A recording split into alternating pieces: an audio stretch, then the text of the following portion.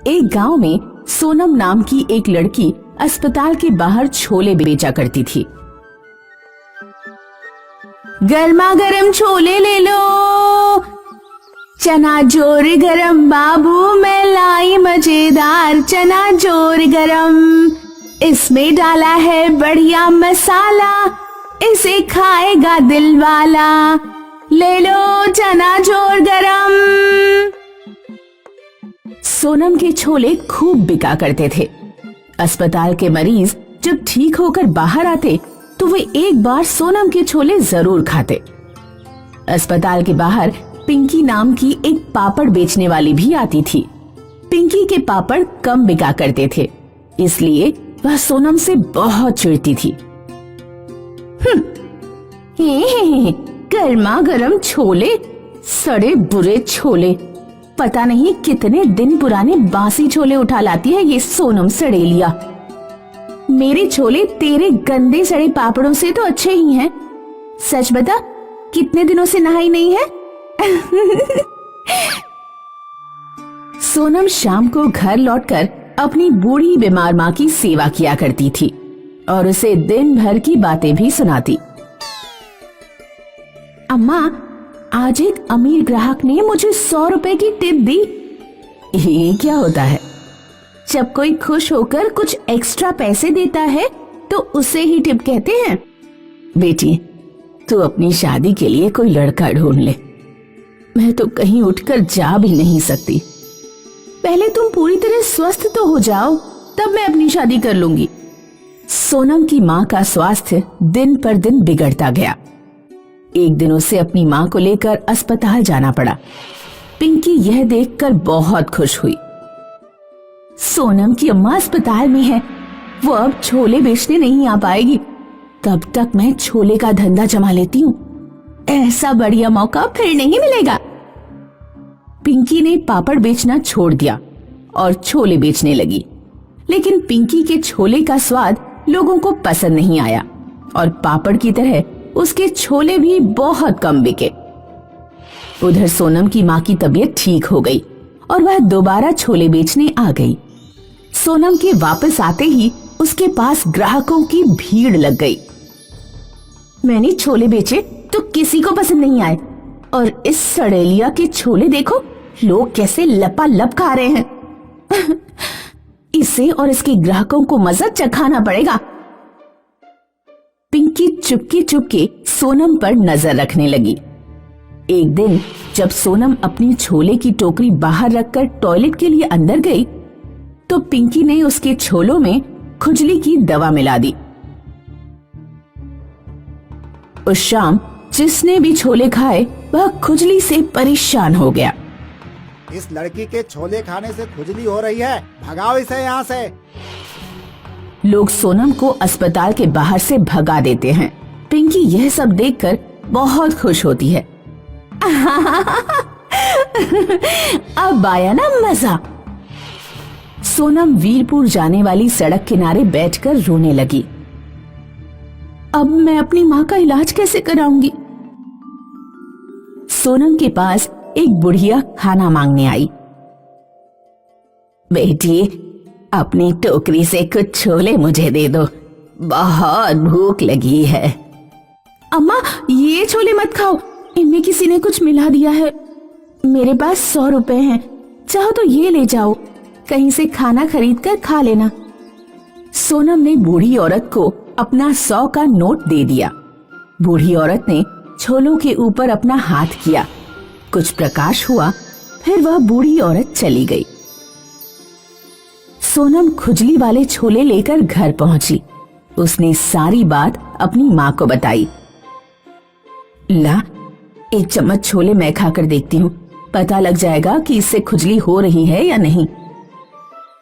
माँ ने एक चम्मच छोले खाए। छोले खाते ही सोनम की माँ एकदम स्वस्थ हो गई। बेटी, मैं बहुत अच्छा महसूस कर रही हूँ और मुझे कहीं खुजली भी नहीं हो रही है।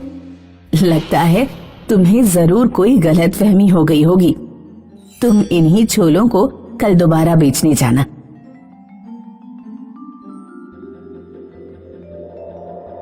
सोनम अगले दिन ही छोले लेकर अस्पताल के बाहर पहुंची। अस्पताल के बाहर ये बात फैल गई कि एक लड़की जादुई छोले बेच रही है, जिसके छोले खाने से कोई भी बीमारी ठीक हो जा रही है। सोनम के पास रोगियों की भीड़ उमड़ने लगी। लोगों ने उसे 2 गुने 3 गुने पैसे दिए और छोले खाए और सभी स्वस्थ होकर अपने घर लौट गए। पिंकी को भी यह बात पता लगी। जादुई छोले, ये क्या पागलपन है, जरा मैं भी तो खाकर देखूं। पिंकी ने भी सोनम के छोले खरीदे। जैसे ही उसने छोले खाए उसे भयानक खुजली होने लगी। अरे अरे अम्मा, मर गई रे, ये क्या हो रहा है? हर जगह बहुत खुजली हो रही है। मर गई रे, मर गई। सोनम ने देखा कि बूढ़ी औरत जिसे उसने 100 का नोट दिया था दूर खड़ी मुस्कुरा रही है। सोनम समझ गई कि जादुई छोले उसी बूढ़ी अम्मा का चमत्कार है। बूढ़ी औरत पिंकी के पास गई और उससे बोली, क्या अब भी तुम कभी दूसरों के सामान में कोई उल्टी सीधी चीज तो नहीं मिलाओगी? अगर तुम वादा करो तो मैं तुम्हारी खुजली ठीक कर दूं। हाँ हाँ हाँ, मेरी खुजली जल्दी से ठीक करो। मैं वादा करती हूँ, आगे से कोई शरारत नहीं करूंगी। औरत पिंकी को ठीक कर देती है और गायब हो जाती है। सोना देने वाली प्रेस। सुरभि के माता पिता की बचपन में ही मृत्यु हो जाने के कारण सुरभि के चाचा चाची को उसे पालना पड़ा। सुरभि की चाची सुरभि को अपने ऊपर बोझ मानती थी।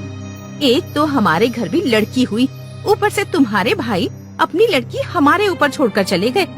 तुम्हारा काम धंधा तो वैसे भी ठीक नहीं चलता, अब हम दो लड़कियों की शादी कैसे करेंगे? समय आने पर सभी लड़कियों की शादी हो जाती। कल मैं सुरभि और दीपिका दोनों के लिए लड़का ढूंढने जाऊंगा। सुरभि के लिए कोई गरीब घर का लड़का ढूंढना और हमारी बेटी दीपिका के लिए कोई अमीर घर का अच्छा लड़का, समझ गए? दीपिका पूरे दिन पड़ी पड़ी सोती रहती, सोकर उठती तो खाती और रोजाना नई नई डिमांड करती। माँ, मुझे अपने लिए लिपस्टिक, पाउडर, चप्पलें और भी ढेर सारा सामान लाना है, 5000 रुपए दो ना। दूसरी तरफ सुरभि घर का सारा काम करती और कोई भी डिमांड नहीं करती। चाची जी, कपड़े प्रेस हो गए और खाना भी बन गया है, खा लीजिए। दीपिका, तुम भी खाना खा लो। मैं अभी बाहर से आई हूँ, मेरे पैर गंदे हो गए हैं, पानी लाकर मेरे पैर धो दे। मैं अभी तुम्हारे पैर नहीं धो सकती क्योंकि मैं खाना परोसने जा रही हूँ। क्या कहा? तू मेरे पैर नहीं धो सकती? अभी लाते मार मार कर तेरा मुंह सुजा दूंगी। तभी सुरभि के चाचा वहाँ आ जाते हैं। दीपिका, अपनी बहन से इस तरह बात करते हैं क्या?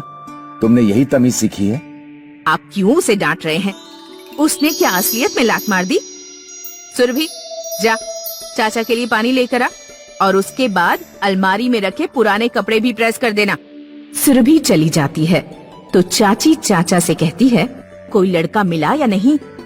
हाँ, 2 लड़के मिले हैं, एक अमीर घर का है और दूसरा बहुत गरीब। चाची और चाचा अपनी बेटी दीपिका की शादी अमीर घर के लड़के से कर देते हैं और सुरभि की शादी गरीब लड़के से हो जाती है। सुरभि का पति दिहाड़ी मजदूर था। जिस दिन उसे काम नहीं मिलता उस दिन उनके घर चूल्हा भी नहीं जल पाता। लगता है मुझे भी काम करना चाहिए। अगर हम दोनों काम करेंगे तो शायद हमारे घर का खर्चा आसानी से चल जाए। लेकिन तुम क्या काम करोगी? मैं कपड़े प्रेस करूंगी। चाची भी मुझसे कपड़े प्रेस करवाती थी। सुरभि ने कबाड़ी वाले से एक पुरानी प्रेस खरीदी और कपड़े प्रेस करने शुरू कर दिए। वह गांव के बड़े घरों से कपड़े लाती, उन्हें प्रेस करती और वापस घर पहुंचा कर आती। एक दिन एक बूढ़ी औरत सुरभि के गांव से गुजर रही थी। अचानक तेज बारिश शुरू हो गई और बूढ़ी अम्मा के सारे कपड़े भीग गए। अरे राम रे, सारे कपड़े भीग गए। मुझे तो अभी बहुत लंबा सफर तय करना है। गीले कपड़े पहने रही तो बीमार पड़ जाऊंगी। बूढ़ी अम्मा ने सुरभि के गेट पर कपड़े प्रेस कराने का बोर्ड लगा देखा। वह घर के अंदर गई। बेटी, मेरे कपड़े भीग गए हैं और मुझे जरा जल्दी निकलना है। क्या तुम मेरे कपड़े सुखा दोगी? हाँ अम्मा, आप कुछ देर के लिए मेरी साड़ी पहन लीजिए और अपनी साड़ी मुझे उतार कर दे दीजिए, मैं अभी सुखा देती हूँ। सुरभि कुछ ही मिनट में प्रेस से बूढ़ी औरत की साड़ी सुखा देती है। बेटिया, मेरे पास तुम्हें देने के लिए पैसे नहीं हैं। कोई बात नहीं अम्मा, आप तो मेरी माँ समान हैं। बूढ़ी औरत सुरभि को अपना आशीर्वाद और दुआएं देकर चली जाती है। अगले दिन सुरभि ने कपड़ों पर प्रेस रखी तो कपड़ा सोने का बन गया। अरे ये क्या हो गया? ये कपड़ा तो सोने का बन गया। सुरभि ने फिर दूसरे कपड़ों पर भी प्रेस रखकर देखी। जिस भी कपड़े पर प्रेस रखी जाती कपड़ा सोने का बन जाता। अजी सुनिए, देखिए ये क्या हो रहा है। लगता है कल जो बूढ़ी अम्मा हमारे घर आई थी, ये सब उन्हीं के आशीर्वाद से हो रहा है। सुरभि और सुरभि का पति सोना देने वाली प्रेस से जल्द ही अमीर हो जाते हैं। उधर सुरभि के चाचा का बिजनेस में बहुत बड़ा नुकसान हो जाता है। उनका घर नीलाम होने वाला था। चाचा जब अपनी सगी बेटी दीपिका के घर से मदद मांगने जाते हैं तो दीपिका के पति ने मदद करने से इनकार कर दिया। सुरभि को जब यह बात पता लगी कि चाचा का घर नीलाम होने वाला है तो उसने वह घर खरीद लिया और चाचा चाची के पास जाकर बोली, चाचा, आपका घर आपसे कोई नहीं छीन सकता। ये लीजिए आपके घर की चाबी। दीपिका और उसके पति ने हमारी कोई मदद नहीं की और सुरभि, तुमने हमें हमारा घर वापस दिलाया। हमने तुम्हारे साथ इतना बुरा व्यवहार किया था, फिर भी तुमने अपने अच्छे व्यवहार को नहीं छोड़ा। हमें माफ कर देना बेटा। माफी मांगने की जरूरत नहीं है चाची। मैंने आप दोनों को ही अपना माता पिता माना, इसलिए मुसीबत के समय मैं आपकी मदद नहीं करूंगी तो कौन करेगा। चाची सुरभि को अपनी असली बेटी से भी ज्यादा प्यार करने लगी और इस तरह वे लोग खुशहाल जीवन बिताने लगे।